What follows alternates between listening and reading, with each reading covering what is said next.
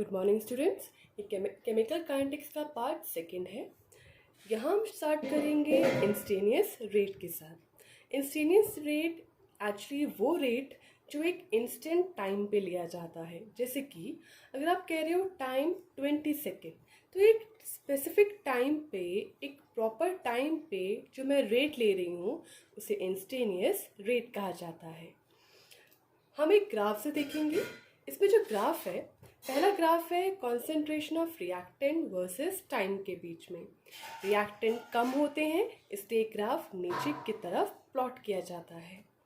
मान लीजिए मैं इस टाइम पर एक रेट निकाल रही हूँ। इस टाइम t पर जो रेट निकाल रही हूँ उसे इंस्टेनियस रेट कहा जाता है। तो इंस्टेनियस रेट को ऐसे लिखा जाता है R और INST, जो इंस्टेनियस रेट का शॉर्ट फॉर्म है, इक्वल टू रिएक्टेंट कम हो रहे हैं इसलिए माइनस उस टाइम पर जो भी आपके रिएक्टेंट की कॉन्सेंट्रेशन में जो भी चेंज आएगा आप ऊपर लिखोगे और डिवाइड करोगे टाइम के चेंज के साथ। तो change in concentration of reactant divide by change in time. वैसे ही ग्राफ प्रोडक्ट के लिए बनता है। Concentration of product y axis में और टाइम x एक्सिस पे। मान लीजिए मैं टाइम t पर जो रेट लूँगी, एट टाइम t पे जो आप रेट लोगे उसे इंस्टेनियस रेट कहा जाता है। प्रोडक्ट हमेशा बढ़ते हैं इसलिए ग्राफ भी ऊपर की तरफ है और यहाँ भी साइन पॉजिटिव का है। यहाँ पर भी change in product, change in concentration of product divide by change in time. तो इंस्टेनियस रेट वो रेट होता है जो एक प्रॉपर टाइम पे निकाला जाता है। अब इसे कैसे निकाला जाता है वो देखिए।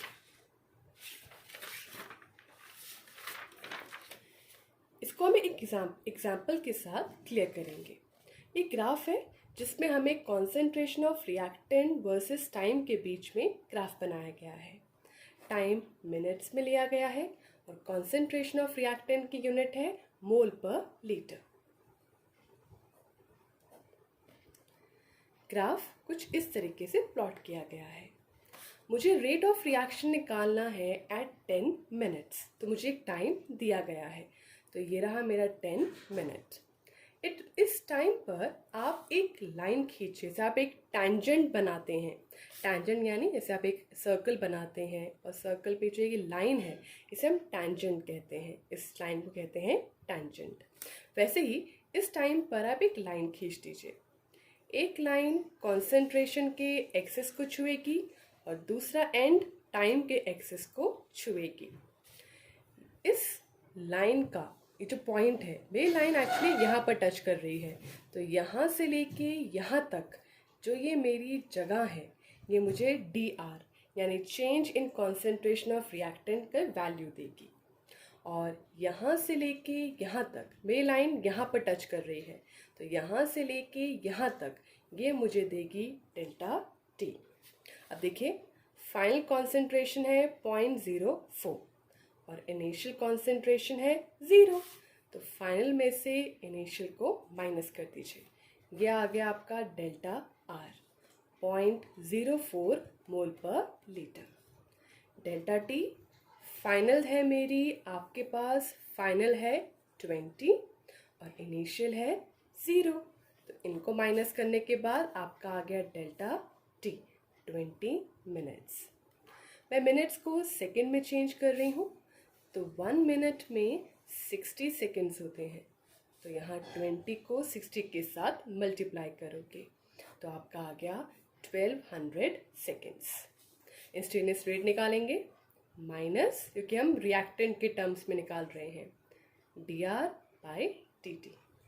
DR आ चुका है, DT भी हमने निकाल चुका है। दोनों वैल्यूज़ को पुट कीजिए, सॉल्व कीजिए, आपके पास आपकी वैल्यू आ जाएगी। ना कॉन्सेंट्रेशन है मोल पर लीटर में और टाइम है सेकेंड में, तो आपकी यूनिट बन गई मोल पर लीटर पर इनवर्स। देखिए ये यूनिट आती कैसे है।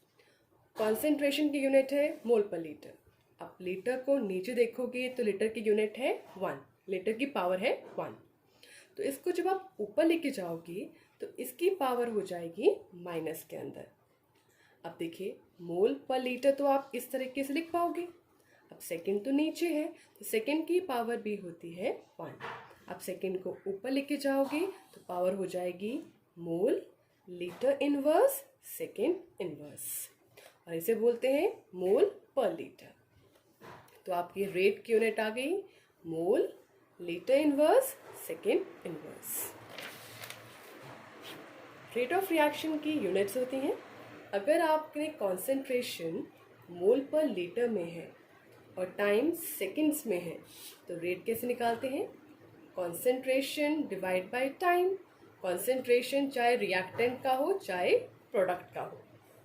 कॉन्सेंट्रेशन की यूनिट क्या है? मोल लीटर इनवर्स, और टाइम की यूनिट है सेकंड, तो इसकी यूनिट हो गई mole litre inverse second inverse. ये रेट की पहली यूनिट हो गई। अगर आप गैसियस रिएक्शन करते हैं तो गैसियस रिएक्शन में रिएक्टेंट भी गैस स्टेट में है, प्रोडक्ट भी गैस स्टेट में है, तो वहाँ पर कॉन्सेंट्रेशन की यूनिट होती है एटमॉस्फेयर, और टाइम आप सेकेंड्स में ले सकते हैं। तो रेट क्या होता है? कॉन्सेंट्रेशन ऑफ रिएक्टेंट या product divide by time. Concentration की यूनिट है एटमॉस्फेयर और टाइम की यूनिट है सेकेंड, तो आपकी दूसरी रेट की यूनिट बन गई एटमॉस्फेयर सेकेंड इनवर्स। तो आपको रिएक्शन में देखना होगा कि आप सॉलिड्स की बात कर रहे हो कि गैस की बात कर रहे हो। इसके बाद हम स्टार्ट करते हैं रेट ऑफ रिएक्शन को लिखा कैसे जाता है, जो एग्जाम में क्वेश्चंस आते हैं। मेरे पास एक इक्वेशन है जो पूरी तरह से बैलेंस्ड है। अब इसका रेट ऑफ रिएक्शन कैसे लिखा जाता है? देखिए, ये जो है मेरा रिएक्टेंट है तो साइन माइनस का लगेगा, इसमें चेंज आता है इसलिए चेंज, और रिएक्टेंट को आप यहाँ लिखेंगे और टाइम को नीचे। ये जो नंबर होता है, जब आप इक्वेशन बैलेंस करते हो तो आप नंबर्स को प्लेस करते हो। इन नंबर को कहते हैं स्टाइक्योमेट्रिक कोफिशिएंट्स।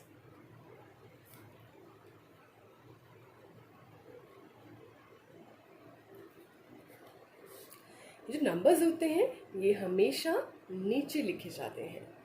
इक्वल टू दूसरा रिएक्टेंट आप लिखोगे, माइनस लिखोगे, यहाँ तो वैल्यू 1 है तो आप चाहे ऐसे लिखो चाहे 1 ना लिखो, एक ही बात है। दूसरा देखिए, अगेन रिएक्टेंट है minus delta reactant bye delta T, यहाँ 6 है तो 1/6। अब प्रोडक्ट की साइड, प्रोडक्ट है इसलिए प्लस, नंबर है 1/3, delta product divide by delta T equal to. अब देखिए यहाँ पर आपका दूसरा प्रोडक्ट है प्लस क्योंकि प्रोडक्ट है 1/3, चेंज इन द प्रोडक्ट की concentration divide by delta T. ये जो सब के सब है एक दूसरे के इक्वल होंगे, और जो नंबर्स आपने बैलेंसिंग के टाइम लगाए थे उसे आप नीचे की तरफ लिखोगे। इसी के ऊपर एक न्यूमेरिकल है जो आई थिंक बोर्ड एग्जाम में भी आ चुका है। एक रिएक्शन था इस तरह से, इसमें कहा गया है इनिशियल कॉन्सेंट्रेशन ऑफ इस रिएक्टेंट इज 2.3 मोल पर लीटर, यानी शुरू का जो कॉन्सेंट्रेशन था वो इतना था। 184 मिनट्स बाद इसको हमने रिड्यूस देखा कि ये रिड्यूस हो गया, ये कम हो गया है, और ये कितना हो गया है 2.08 मोल पर लीटर। आपने कैलकुलेट करना है एवरेज रेट और rate of production of NO2। तो पहले आप क्या लिखोगे? इक्वेशन लिखोगे एवरेज रेट, क्या हमसे ये पहला पूछा है।